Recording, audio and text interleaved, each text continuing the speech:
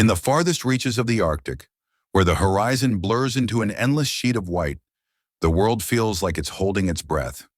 The wind here doesn't just blow, it slashes, it bites, it tears at anything foolish enough to stand in its path. The ice stretches out like a frozen ocean, unyielding, eternal, a place where time itself seems to have given up and let the cold take over. This is a land of extremes, where survival isn't a gift, it's a battle, fought every day, every hour, every fleeting moment. And on this particular morning, as the first pale light of dawn crept over the tundra, a tiny soul was about to face a fight she couldn't win alone. Her name was Kiva. Kiva wasn't like the other Arctic foxes that roamed these icy plains. Her coat wasn't the usual stark white that blended seamlessly with the snow. It was silver, a shimmering, almost otherworldly hue that caught the faint light and turned her into a living jewel against the desolation. That silver fur marked her as rare, special, a creature born to stand out in a world that demanded conformity.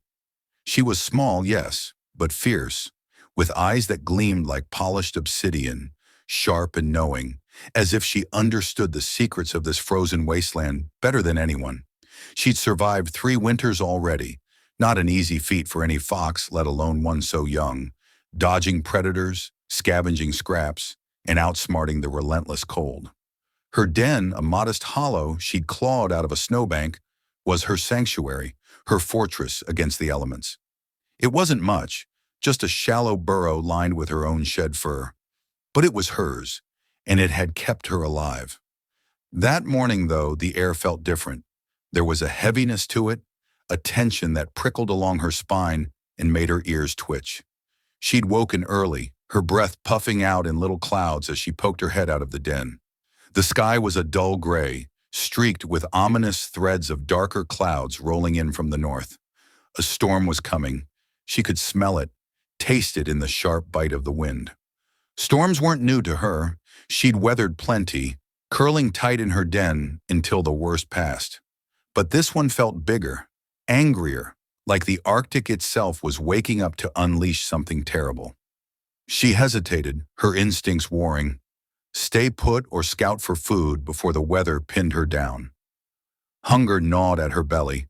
She hadn't eaten in 2 days, not since she'd snatched a scrap of frozen hair from a raven's beak.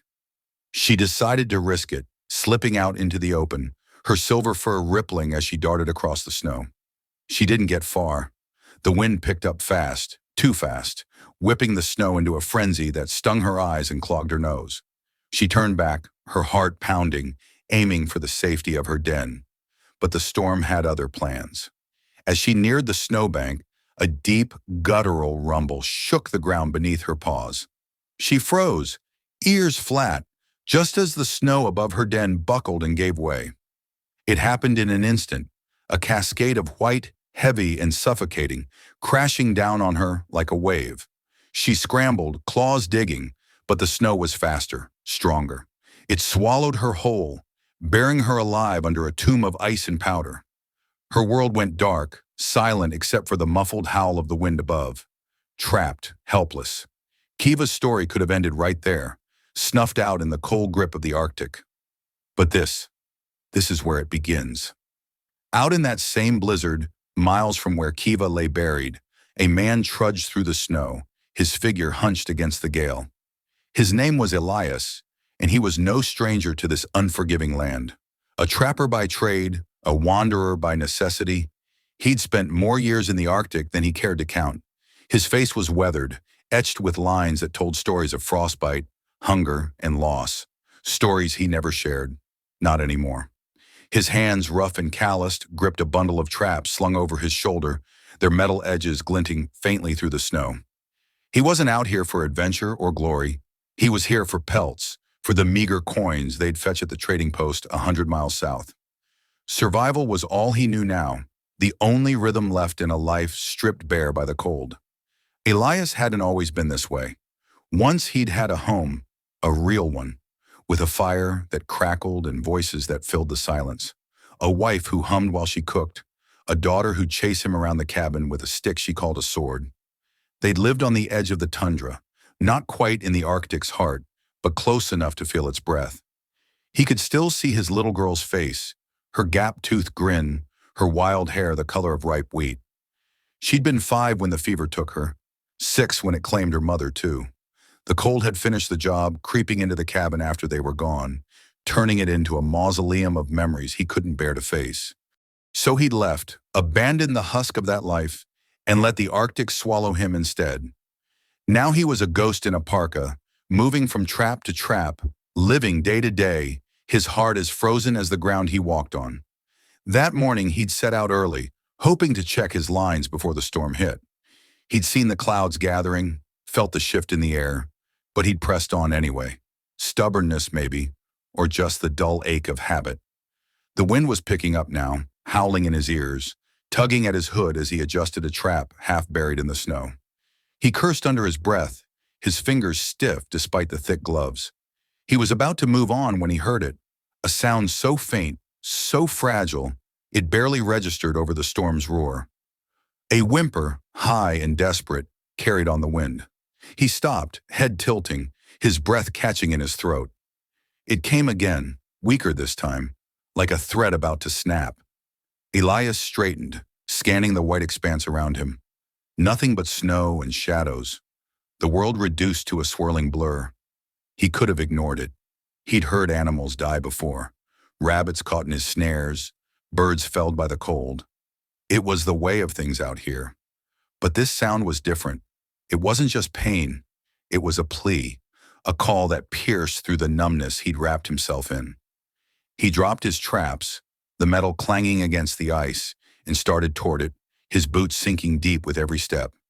The wind fought him, pushing back like it wanted to keep its secret, but Elias kept going, driven by something he couldn't name. He didn't know what he'd find, only that he had to find it. The sound led him to a snowbank, a low mound that looked no different from the dozens he'd passed that day. But as he drew closer, he saw it, a faint disturbance in the snow, a ripple where something had collapsed. He dropped to his knees, brushing away the top layer with his gloves, his breath puffing out in quick, ragged bursts. The snow was heavy, packed tight, and his hands ached as he dug, clawing through the cold. Then he saw it, a small silver paw, limp and frosted with ice jutting out from the drift. His heart lurched, a jolt he hadn't felt in years. He dug faster, scooping handfuls of snow, until he uncovered her. Kiva. She was a silver fox, her coat shimmering even in the dim light, a beauty so striking it seemed impossible she belonged to this harsh place. Her eyes were half open, glazed with exhaustion, her body trembling faintly beneath the weight of the snow that had nearly claimed her. She was alive, but barely. Her breaths came in shallow, uneven gasps, her fur matted with ice crystals that clung like tiny daggers. Elias stared at her, his hands hovering, unsure. She was small, no bigger than a house cat, and so fragile he could have crushed her without meaning to. He'd seen foxes before, trapped them even, their pelts fetching a decent price. But this one was different. There was something in her eyes, a flicker of defiance, of life, that refused to let go. He could have walked away. That's what the old Elias would have done. Left her to the cold, chalked it up to nature's way. He'd seen death too many times to count, watched it take everything he loved and leave him hollow.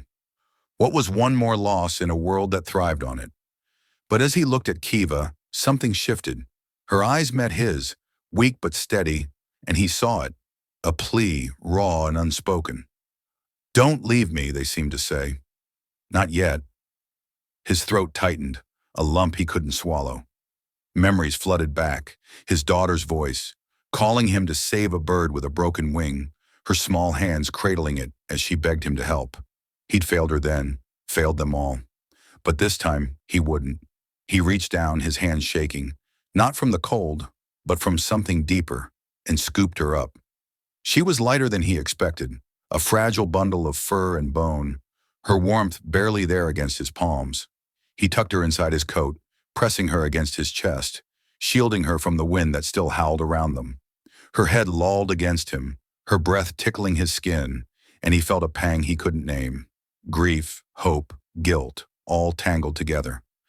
The storm raged on, fiercer now, but Elias didn't care. For the first time in years, he had a reason to fight it. He wasn't leaving her to die. Not this one, not today. The storm wasn't just a storm anymore. It was a beast, alive and furious, clawing at them with icy talons. The wind screamed in Elias's ears, driving snow into his face, blinding him with every step. He clutched Kiva tighter, her small form a faint heat against his chest, a reminder of what he was fighting for. He knew the signs. Her breathing was too slow, her body too cold. She needed warmth, shelter, something to pull her back from the edge, and she needed it now. Out here, time wasn't a friend. It was a thief, stealing life minute by minute, and Elias wasn't about to let it win. He stumbled forward, his legs heavy, the snow dragging at his boots like it wanted to swallow him too. His hands were numb, his fingers stiff inside his gloves, but he didn't stop. He couldn't. He'd lost too much to lose this. Too. A fox he didn't even know, a life that shouldn't have mattered to him. But it did. Every step was a battle, every gust a test, and he pushed through, his mind racing. He remembered a rocky outcrop he'd passed earlier, a shallow cave carved into the tundra's edge. It wasn't much, barely a dent in the landscape, but it was something, a chance. He turned toward it, guided by memory and desperation, praying it was still there. The wind fought harder, as if it knew his plan and hated him for it. Snow stung his eyes, blurred his vision, but he kept going, counting his steps, feeling the ground shift beneath him. Kiva whimpered inside his coat, a sound so faint it nearly broke him.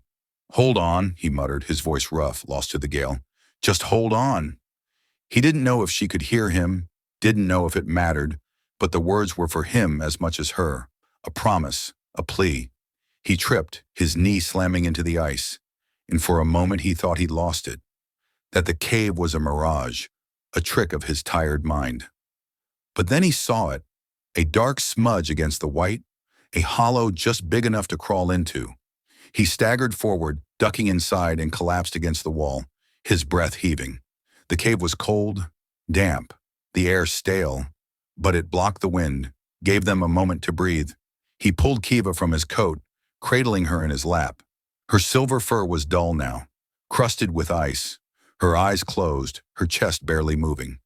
Panic clawed at him. He was too late. He'd failed again. But then he felt it, a faint shudder, a twitch of life. He rubbed her fur with his gloves, slow and steady, blowing warm breath over her, willing her to fight. "Come on, little one," he said, louder this time, his voice cracking. "You're tougher than this. I know you are." He kept at it, minute after minute, refusing to give up until finally, her ear flicked, a tiny sign she was still there. She was awake. Her eyes fluttered open, black and shining, locking onto his with a clarity that stole his breath. Elias stared back, stunned, his hands still wrapped around her small frame. She shifted, weak but deliberate, nuzzling his glove with her nose, and in that moment, something inside him shattered. A wall he'd built brick by brick over years of loss, of silence, of shutting out the world. This tiny fox, this stranger he'd pulled from the snow, had reached him in a way nothing else could, cracking open a part of him he'd thought was dead.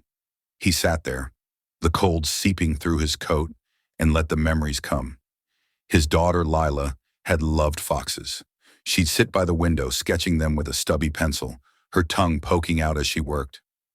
"They're magic, Papa," she'd say, holding up a drawing of a fox with a tail like a comet.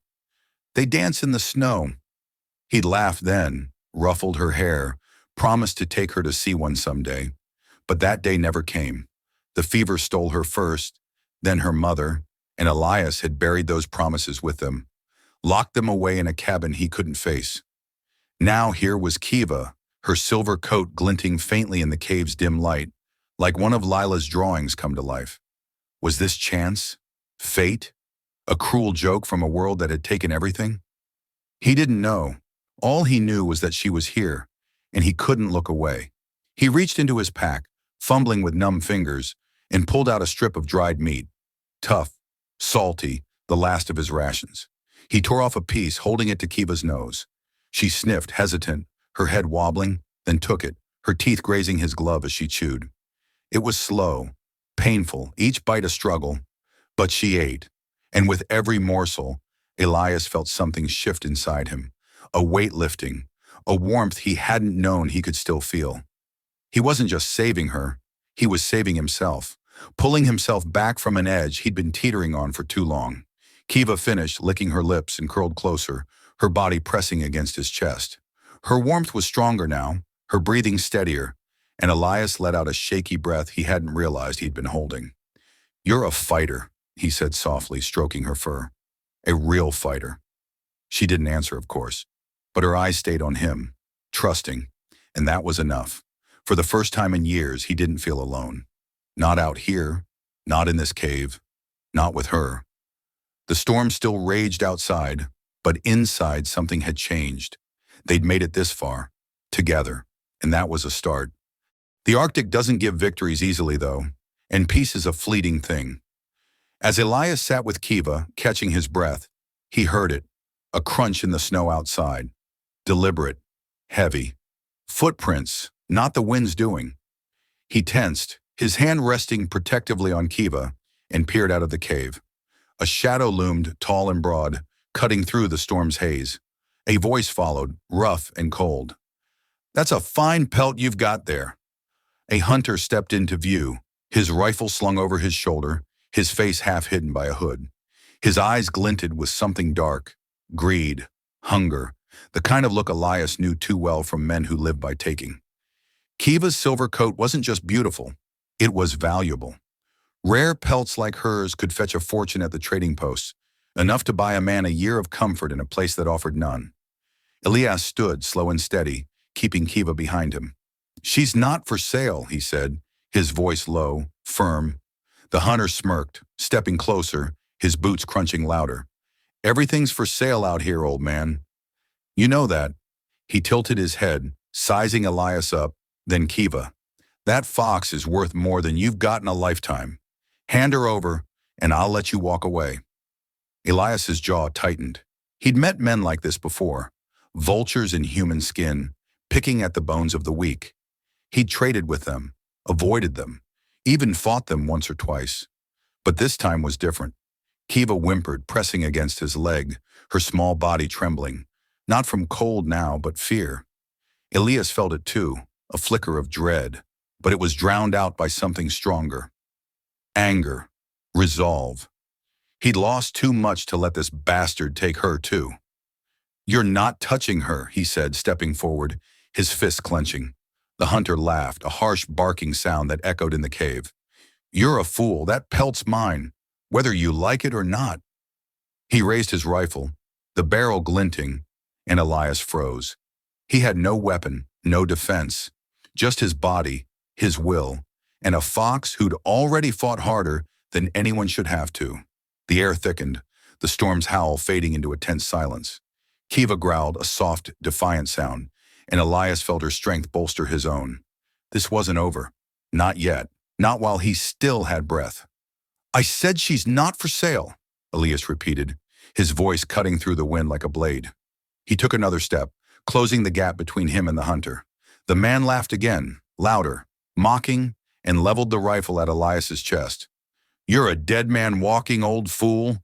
That fox is worth more than your life, and I'm taking it, one way or another." The barrel was steady, the hunter's finger resting on the trigger, and Elias knew he was outmatched. He'd faced death before, stared it down in the eyes of blizzards and starvation, but this was different. This was a choice. He didn't flinch. "Then take it," he said, his voice calm, deadly. "But you'll have to go through me first." The hunter blinked, caught off guard by the fire in Elias's eyes, the steel in his stance. Kiva growled again, louder this time, her small form darting forward to nip at the hunter's boots. She was weak, still recovering, but her spirit was unbroken, and that defiance lit something in Elias, a spark he'd thought was long gone. The hunter hesitated, his rifle dipping just a fraction, and that was all Elias needed. He lunged fast and desperate, slamming into the hunter's chest. The rifle went off, a deafening crack that echoed through the cave, but the shot went wide, burying itself in the snow. They grappled, fists swinging, boots slipping on the icy floor. The hunter was younger, stronger, But Elias had something he didn't: rage, purpose, a reason to fight. He drove his elbow into the man's jaw, felt the crunch of bone, and the hunter staggered back, cursing. Kiva darted in again, her teeth sinking into the hunter's ankle, a tiny warrior in a battle she shouldn't have had to fight. The hunter roared, kicking at her, but Elias was on him, wrenching the rifle from his hands and hurling it into the snow outside. They traded blows, grunting, panting, the storm swallowing their shouts. Elias took a fist to the ribs, felt the air rush out of him, but he didn't stop. He couldn't. He tackled the hunter, pinning him to the ground, his knee on the man's chest. "Leave!" he snarled, his face inches from the hunter's. "Or I'll bury you out here myself." The hunter glared, blood trickling from his lip, then shoved Elias off and stumbled to his feet. He spat, cursed, and fled into the blizzard, his figure vanishing into the white. The rifle stayed where it fell, a silent trophy of their victory. Elias sank to his knees, his chest heaving, his hands shaking from cold and adrenaline. Kiva limped back to him, her silver fur streaked with snow, her eyes bright despite the ordeal. He scooped her up, holding her close, feeling her heartbeat against his own. "You're a fighter, aren't you?" he said, his voice rough but warm, a faint smile breaking through the exhaustion on his face. She nuzzled his hand, her nose cold and wet, and he laughed, a small, rusty sound he hadn't heard from himself in years. He sat there, the cave's walls closing them in, and fed her the rest of his meat, tearing it into tiny pieces she could manage. She ate greedily now, her strength returning with every bite, and Elias watched her, marveling at her resilience. She'd been buried, frozen, hunted, and still she fought. Still she trusted him. He stroked her fur, smoothing out the ice, and felt a bond take root, deep and unshakable. This wasn't just a rescue anymore. It was something more, a partnership, a promise. The storm began to ease, the wind softening to a low moan, as if the Arctic had spent its fury and decided to let them be. Elias leaned back, Kiva curling into his lap, her warmth a steady comfort. "We made it," he said, more to himself than her. "We made it through." She didn't answer, but her presence was enough, her trust, her life, a gift he hadn't known he needed. He didn't know where this would lead, didn't know if he could keep her safe in a world so cruel. But for now they were together, and that was worth more than any pelt, any coin, any victory he'd ever claimed. The sky cleared by morning, a pale sun breaking through the clouds, casting long shadows across the tundra. Elias packed his gear, his movements slow but sure, Kiva watching him with curious eyes. He'd planned to head back to his cabin, a shack on the tundra's edge, a lonely shell he'd called home for too long. But now it didn't feel so lonely. Kiva trotted beside him as he stepped out, her silver coat catching the light, a beacon in the vast white. They walked together, her steps tentative at first, then stronger, more confident, as if the fight had forged something new in her too. The journey was long, hours stretching into a quiet rhythm of crunching snow and steady breaths.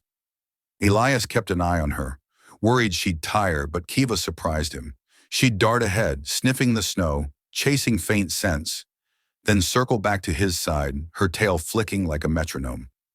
He realized she wasn't just following, she was guiding, leading him through the maze of drifts and ice with an instinct he couldn't match.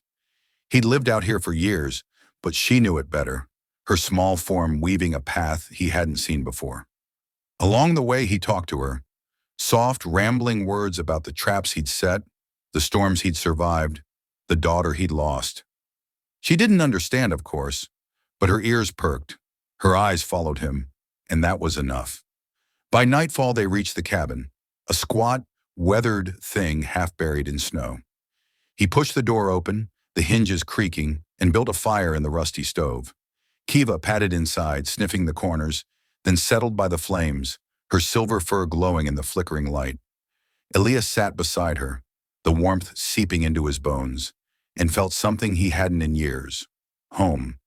Not just a place, but a feeling, carried in the small, fierce creature who'd chosen to stay. Days turned to weeks, and Kiva thrived. Her silver fur grew thick and glossy, her eyes bright with a wild, joyful spark. She'd scamper outside, chasing shadows in the snow, tumbling over herself in playful leaps, then dart back to Elias, nipping at his boots until he laughed. He changed too, smiled more, spoke to her like she was a friend, a companion who understood the weight of his words. He'd tell her about Lila, about the life he'd lost, and Kiva would listen, her head tilted, her presence a quiet comfort. One morning he found her staring out at the tundra, ears perked, her body tense with longing. He knelt beside her, resting a hand on her back. "You're free, you know," he said, his voice steady. "You don't have to stay. The wild's yours if you want it." She turned to him, her eyes meeting his, and for a moment he thought she'd go, run back to the snow, to the life she was born for. But she didn't. She pressed her head against his hand, a soft whine in her throat, and stayed. She chose him, just as he'd chosen her, and that choice was a bond stronger than any chain. Kiva's story, her burial, her rescue, her fight, her trust, proved that miracles can happen even in the coldest, darkest places. And Elias? He found a reason to live again, a light in the silver fox who'd pulled him from his own icy tomb. Share her story and help more Arctic survivors find their second chance. Because out here in the ice and snow, every life matters, and every fight is worth it.